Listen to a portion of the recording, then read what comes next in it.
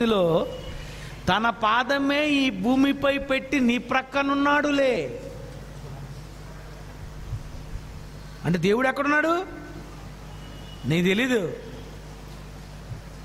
పాదం పెట్టుకున్నాడు ఆయన.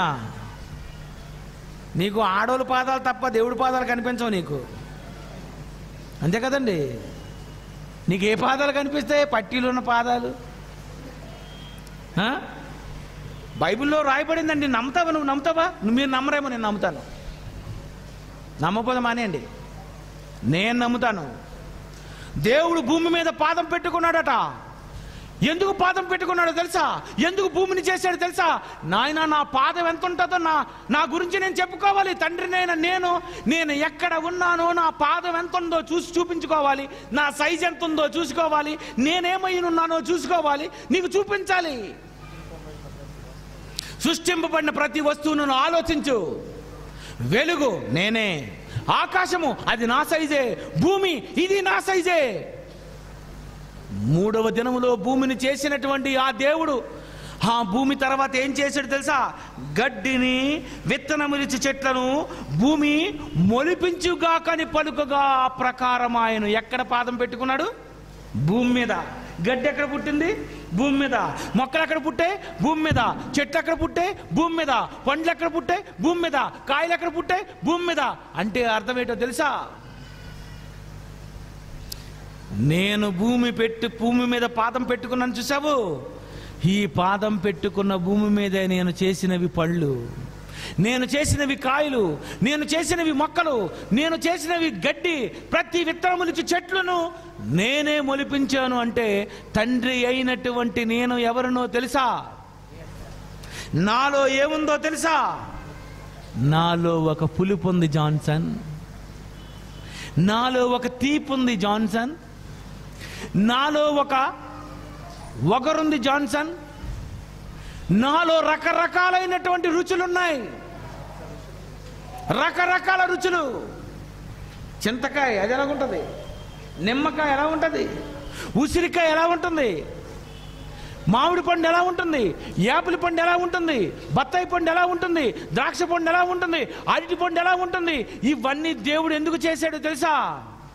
నేను ఎక్కడ పాదం పెట్టుకుంటానో ఆ పాదం పెట్టుకున్న దాని చుట్టూ ఆహారం ఆహారం ఆహారం ఆహారం. ఆ పండు నేను చేసిందే, ఆ కాయను నేను చేసిందే, ఆ రుచి నేను చేసిందే. అవన్నీ దేవుడు మీకు ఇవ్వలేదా? ఏంటి ఇవ్వలేదండి? ఇచ్చాడండి. ఒక కోడిని ఇవ్వలేదా ఆయన? ఒక మేకని ఇవ్వలేదా? ఒక జంతువుని ఇవ్వలేదా? మీరు రోజు తినే ఆహారం అంతా కూడా ఎవరిదనుకున్నారు? ఆయన కలిగిస్తేనే వచ్చింది ఇదంతా.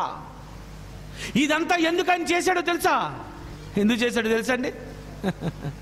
నాయన జాన్సన్, ఇది నేను చేసినది నాలో ఉన్న రుచి.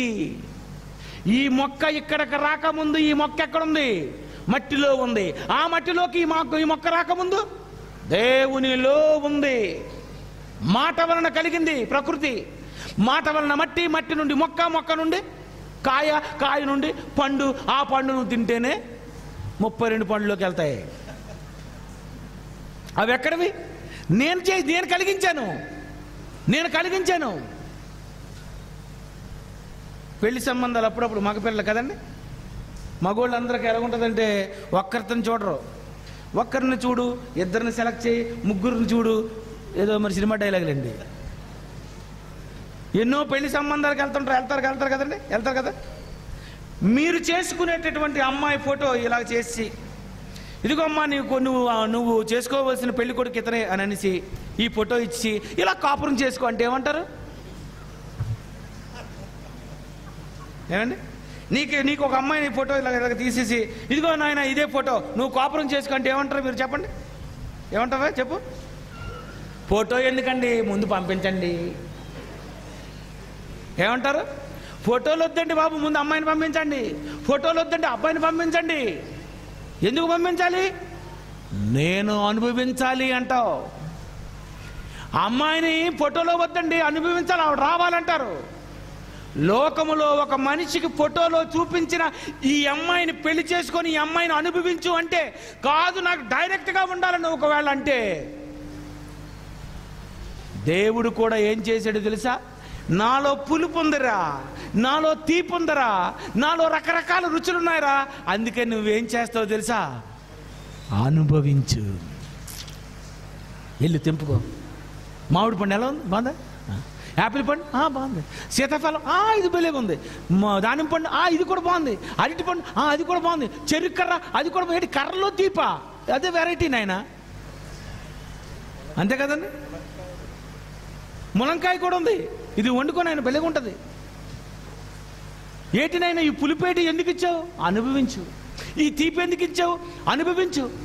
ఈ అరటి పండు ఎందుకు ఇచ్చావు? అనుభవించు. అంటే ఈరోజు ప్రతి మనిషి దేవుడిని ఏం చేస్తున్నాడు తెలుసా? అనుభవిస్తున్నాడని మర్చిపోకండి. ఆయన ప్రేమను నువ్వు అనుభవిస్తున్నావు.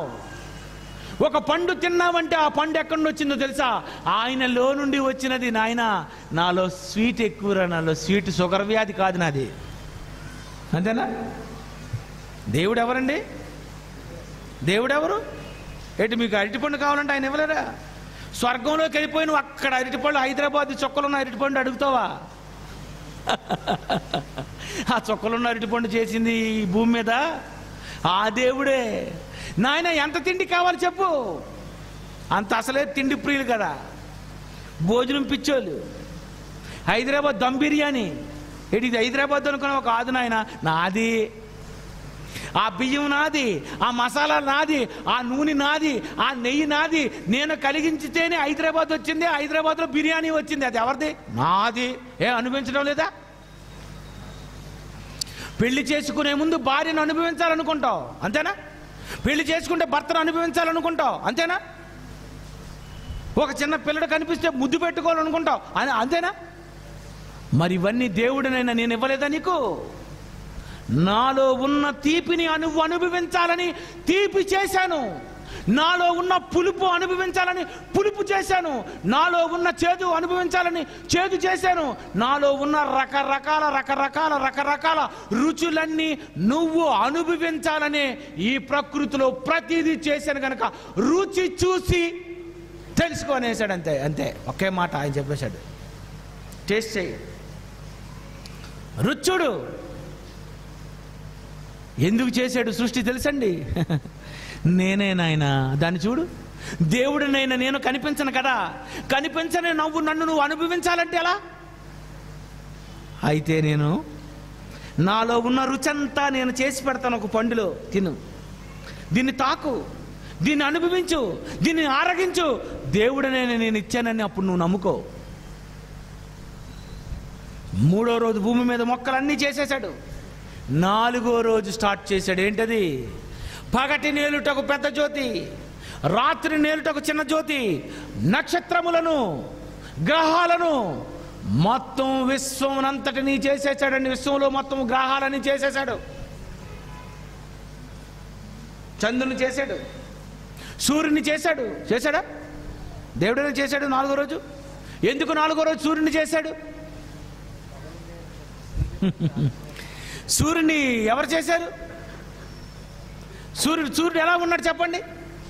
అందుకే నేను మొన్న చెప్పాను, మొన్న మీటింగ్లో, శూన్యములో సూర్యుడు ఎందుకు అలా ఉండిపోయాడో తెలుసా? ఆధారం ఎవరు? ఆధారభూతుడు ఆయనే. శూన్యంలో ఎందుకు ఉండాలండి? ఏది శూన్యంలో ఒకటి పెట్టు, ఉండదు. అది ఎందుకు శూన్యంలో ఉంది? సూర్యుడు ఎందుకు శూన్యంలో ఉన్నాడు? చంద్రుడు ఎందుకు శూన్యంలో ఉన్నాయి? నక్షత్రాలు ఎందుకు శూన్యంలో ఉన్నాయి? గ్రహాలన్నీ ఎందుకు శూన్యంలో ఉన్నాయి? అవన్నీ ఎందుకండి అలా ఉన్నాయి? అవన్నీ వరుసగా అలాగ ఒకటొకటి తిరుగుతూ భూమిని పట్టుకొని, సూర్యుని పట్టుకొని, చంద్రుని పట్టుకొని, నక్షత్రాలను పట్టుకొని, గ్రహాలను పట్టుకొని, అన్నీ పట్టుకుంటే ఎలా ఉంటుందండి? నిజంగా దేవుడికి ఇలాంటి బొమ్మేసి ఫోటో వేయాలండి. నాకు అప్పుడప్పుడు అనిపిస్తుంది, మంచి గ్రాఫిక్స్ చేసేవాడు ఉంటే సూర్యుడిని, చంద్రుడిని, మొత్తం విశ్వం అంతా ఆయన ఇలా చేతితో పట్టుకుంటే ఎలా ఉంటుందండి? పట్టుకోలేడా? నువ్వే పట్టుకుంటావు 3 కేజీలు బియ్యాన్ని, అంతేనా? పెద్ద చాటలో కాయగూరలన్నీ వేసుకొని అలాగా రౌండ్ బంతిల్లాంటివి తీసుకొని వెళ్తుంటావు, అంతేనా? మామిడి పళ్ళు సీజన్లో ఏం చేస్తారు? పెద్ద బుట్ట కొనుక్కొని బుట్టను ఎత్తుకొని వెళ్ళిపోతావు. అవన్నీ ఎలా ఉంటాయి? రౌండ్గా లేవా? ఒక బుట్టలో ఉన్నటువంటి పళ్ళు నువ్వే మోసేస్తుంటే సూర్య చంద్ర నక్షత్రాలు ఇవన్నీ ఎవరు మోస్తున్నాడండి? అందుకే అన్నాడు దేవుడు, ఆయన వలన నడిపింపబడినవై నరులకు నివాస యోగ్యమైన భూగోళము. ఆయన వలన నడిపింపబడినవై ఆయనే నడిపిస్తున్నాడట. సూర్యుని నడిపిస్తున్నాడు, చంద్రుని నడిపిస్తున్నాడు, నక్షత్రాలు నడిపిస్తున్నాయి. అందుకే నేటి వరకు ఎప్పుడు యాక్సిడెంట్స్ జరగలేదు. కానీ మన దగ్గర నడుపుతున్న ట్రైను యాక్సిడెంట్, ఒక విమానం యాక్సిడెంట్, ఒక కారు యాక్సిడెంట్, ఒక బైకు రింగ్ రోడ్లో యాక్సిడెంట్. మానవుడికి తిన్నగా నడపడం రాదు. దేవుడు ఆయన నడిపితే ఎలా ఉంటుందో ఆలోచించండి ప్రియమైన దేవుని పిల్లరా. సూర్య చంద్ర నక్షత్రాలు ఇవన్నీ దేవుడు ఎందుకు కలిగించాడు తెలుసా నాయనా? శూన్యములో వీటినన్నిటినీ అవి కాలిపోతున్నా పట్టుకోగలను. అది నీ తండ్రి అంటే. దీన్ని ఇలాగంటే తిప్పగలను. నువ్వు బంగారం తిప్పుతావు, తాడుతో కట్టి ఇలాగని ఇలాగనగానే తిరుగుతుంది. అది నీ చేతి మీద. చేతి మీద నువ్వు తిప్పేది బంగారాన్ని, నా చేతి మీద నేను తిప్పేది భూమిని, సూర్యుని, చంద్రుణ్ణి, నక్షత్రాలని, వీటినన్నిటినీ తిప్పుకొని బంతాటాడినట్టుగా గ్రహాలను ఆడేసుకుంటాను. అది మీ దేవుడు అంటే కాదా? మనిషి 10 బంతులేసి ఇలకిలకిలకిలకిలకిలకిలకిలకి తిప్పుతున్నా. మరి గ్రహాలు 9 గ్రహాలు అంటున్నాడు, 8 గ్రహాలు అంటున్నాడు. మరి ఇవన్నీ ఎవరు తిప్పుతున్నారు? నువ్వా నీ బాబా? దేవుడు. ఇదంతా ఎందుకు చేశాడు తెలుసా? దేవుడినైనా నేనే నాయన ఇదంతా చేశాను. ఇదంతా చూస్తే నీకేమనిపించింది తెలుసా? నా లక్షణం అంటే ఏంటో నీకు అర్థమైపోవాలి. ఐదవ రోజు దేవుడు ఏం చేశాడు? మొత్తం చేపలు, సముద్రపు చేపలు, సముద్రంలో ఉన్న చేపలను ఎందుకు చేశాడు చెప్పండి? నువ్వు సముద్రంలోకి వెళ్తే ఏమైపోతావు? నువ్వు మునిగితే మరి బయటికి రావు, చచ్చిపోతావు. అంతేనా? అదే చేప, అది మునిగితే చావదు. ఎన్ని రోజులైనా నీటిలో మునిగి చావదు. నువ్వు 5 నిమిషాలు మునిగిపోతే చచ్చిపోతావు. ఎందుకు చేశాడు తెలుసా చేపని? నా లక్షణం నాయన, నేను నీటిలో ఉండగలను, నన్ను ఎవడు చంపలేడు. నేను నీటిలో ఉండగలను, నన్ను ఎవడు చంపలేడు. నేను పక్షిలా ఎగరగలను, నేను పక్షిలా ఎగిరిపోతాను. నేను ఎలాగంటే ఎగిరిపోతాను. నీటిలో ఉంటాను, భూమి మీద ఉంటాను. ఇందుగలడు అందు లేడని సందేహము వలదు, ఎందెందు వెతికినా అందందు గలడు. ఎవరు? యెహోవా. ఎన్టీఆర్ కాదు, దేవుడండి. నాయన ఇదంతా నా లక్షణాలు నాయన. చూడు, ఈ సముద్రంలో ఎందుకు తెలుసా చేపలను చేశాను? సముద్రములో ఉన్నటువంటి చేప చనిపోకుండా నీటిలో ఎందుకు బ్రతకగలుగుతుందంటే దేవుడనైనా నేను కూడా అంతేనాయన. నన్ను నీటిలో ముంచేస్తే చచ్చిపోతాను అనుకుంటున్నావు కదా? లేదురా, లేదు. నేను చావను. 5వ దినాన్ని ఆయన లక్షణాలు చెప్పేసుకుంటున్నాడు. 6వ దినాన్ని జంతువులను చేశాడు. ఎవరెవరిని? పులి, సింహం, నక్కలు, కుక్కలు, ఎలుగుబంట్లు, అనేకమైనటువంటి జీవరాశులు, ఎన్నో జీవులను పుట్టించేస్తున్న. భూమిని పుట్టేస్తున్నాయి. అలా పుడుతున్నటువంటి టైముల్లో ఏది పుట్టిందో తెలుసా? ఒక తేలు పుట్టింది, ఒక జర్రి కూడా పుట్టింది. ఎప్పుడైనా తేలును వండుకున్నారండి? జర్రి నువ్వు వండుకోలేనివి ఎందుకు ఆయన చేశాడు నాకు చెప్పాలి మీరు. ఏంటి వండుకోలేని తేలు ఎందుకండి? మనకి వేస్ట్ కదా. వండుకోలేని జర్రి ఎందుకు చేశాడు? వేస్ట్ కదండి. అదెందుకు చేశాడు దాన్ని? ఎందుకు చేశాడంటే నాయన, పిచ్చి వేషాలు వేసేవనుకో. నేను తేలిలాంటోడిని, ఒక్కటేసానంటే అయిపోతావు. నీకు తేలి వరకు అవసరం లేదు, దోమ చాలు నీకు. డెంగ్యూ దోమ నేనే. నెక్స్ట్ వస్తుంది చూడండి పాట, అదిరిపోద్ది. చివరి గడియ పాట కంటే 10 రెట్లు టాప్ మోస్ట్లో ఉంది సాంగు. రిలీజ్ అవుతుంది, అదిరిపోద్ది. చరిత్రలో ఎవడు రాసి ఉంటాడు అలాంటి పాట. 2017. జెర్రీని ఎందుకు చేశాడు? పిచ్చి వేషాలేకు, నా దగ్గరే ఉన్నావు, కుట్టేస్తాను.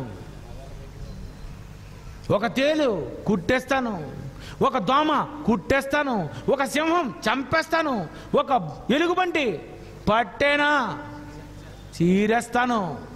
నేనంటే ఎవరో తెలుసా? నాలో ఉన్న క్యారెక్టర్ ఏంటో తెలుసా? ఒక ఆకలి తీర్చే క్యారెక్టర్ నా దగ్గర ఉంది. సముద్రములో ఉండే క్యారెక్టర్ నా దగ్గర ఉంది. నా దగ్గరికి ఎవడు సమీపింపలేని క్యారెక్టర్ నా దగ్గర ఉంది. భూమినైనా సూర్యునైనా, కాలిపోతున్న సూర్యుడినైనా తిప్పేసే కెపాసిటీ నాకుంది. నా చుట్టూరు ఆహారం ఉంది. నా చుట్టూ అతి భయంకరమైనటువంటి జీవరాశి ఉంది. ఒక్కొక్క దాన్ని వదిలేనంటే మీరు చస్తారు. ఇది దేవుడనంటే నేను ఇలా ఉంటాను. చూడగలవా? అన్నీ ఒకేసారి చూపించంటే ఎలా చూపించేస్తాడు? చూసే కెపాసిటీ నీకు ఉండాలి, చూపించే కెపాసిటీ ఆయనకుంది. నువ్వు చూడగలవా? నువ్వేం చూడగలవు? నువ్వు చెప్పు. ఇక్కడే నీకు కనిపించదు, అలా అక్కడ ఎవరున్నాడు చెప్పండి? కనిపించడం లేదండి, దగ్గర రండి అంటావు.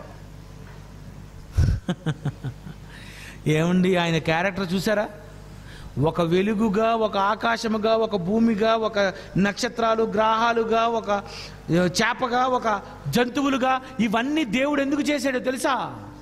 సృష్టింపబడిన వస్తువులను మీరు ఆలోచించండి. ఆయన ఆలోచించండి, ఆలోచించండి. మీ తల్లి అయితే ఎత్తుకున్నది 3 సంవత్సరాలు, నేను ఎత్తుకున్నది ఎంతకాలం? ముదిమి వచ్చు వరకు. శూన్యములో ఈ భూమిని పట్టుకొని తిప్పింది ఎవరు? నేనే. ఆ భూమి మీద ఎవరున్నారు? నువ్వు పాదం పెట్టుకొని ఉన్నావు. ఈ పాదం పెట్టుకున్నటువంటి నువ్వు పుట్టినది మొదలుకొని ముసలైపోయినంత వరకు ఈ భూమిని శూన్యములో పడిపోకుండా పట్టుకున్న వాడిని నేనే అయినప్పుడు ముదిమి వచ్చే వరకు ఎత్తుకొని వాడను నేను కాదా?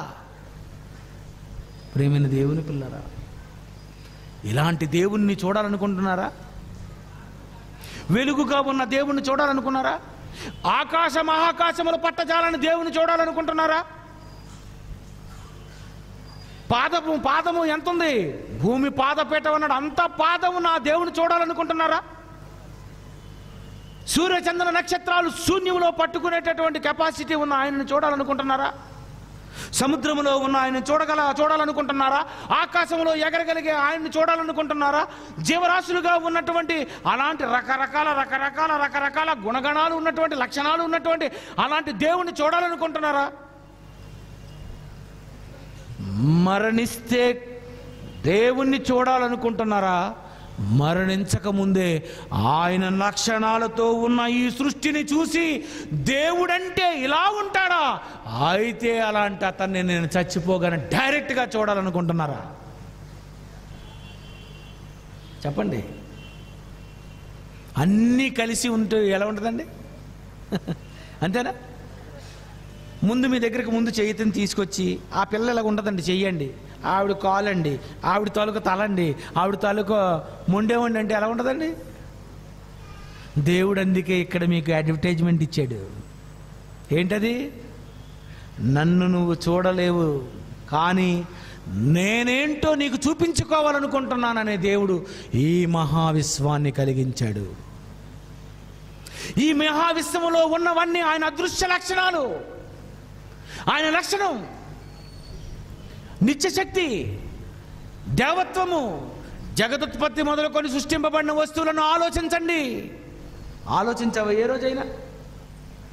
ఆ సూర్యుడు ఎందుకు శూన్యంలో ఉండాలి? ఆ చంద్రుడు ఎందుకు శూన్యంలో ఉండాలి? భూమి మీద ఎందుకు నీరుండాలి? భూమి ఎందుకు తిరుగుతుండాలి?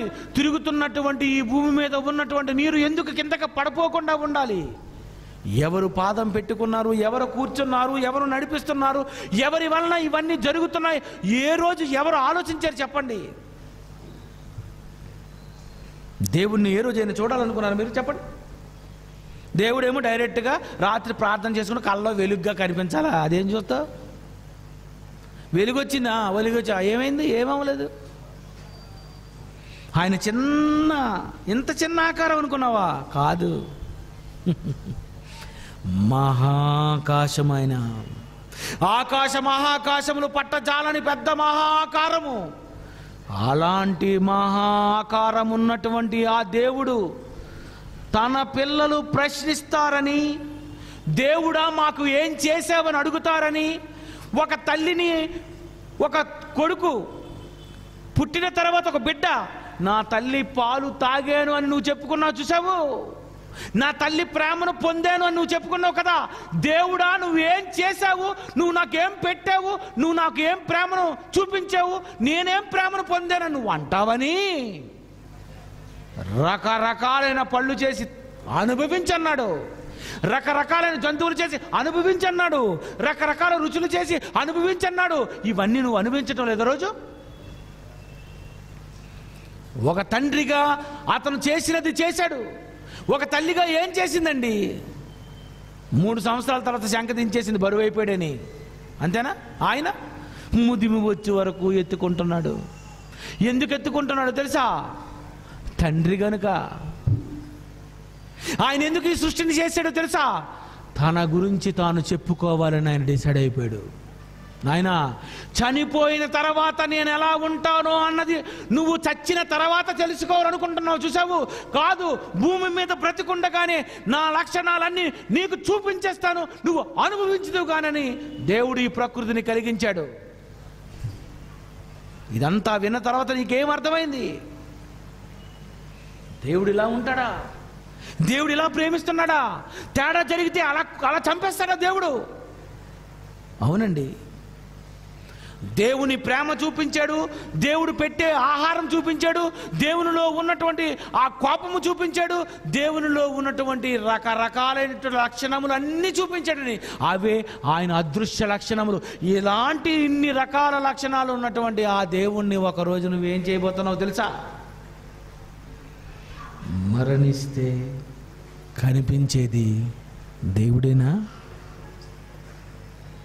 చూస్తారా?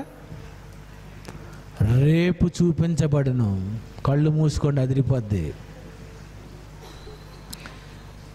ప్రేమగల మా తండ్రి, మీ లక్షణాలే చూసాం కానీ మిమ్మల్ని డైరెక్ట్గా చూడబోతున్నాం.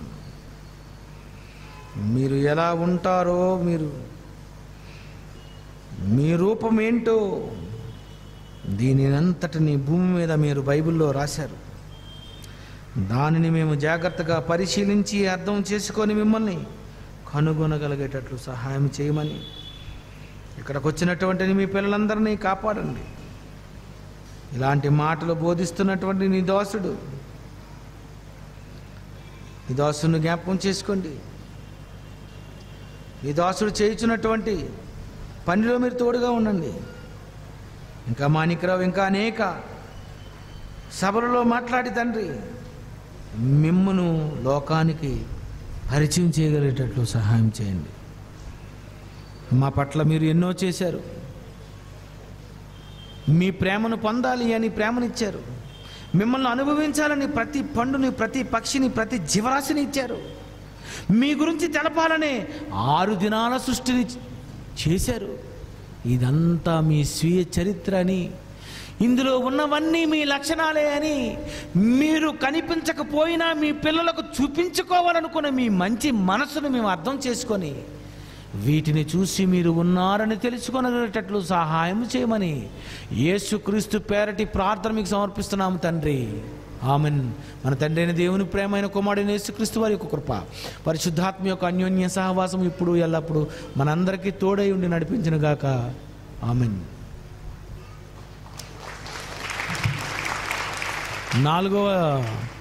4వ తేదీ మార్నింగ్ 10 గంటల నుండి 12 గంటల వరకు మరి ఎల్బీ నగర్లో బాలరాజు గారు college of Bible technology Nagole ప్రారంభిస్తున్నారు.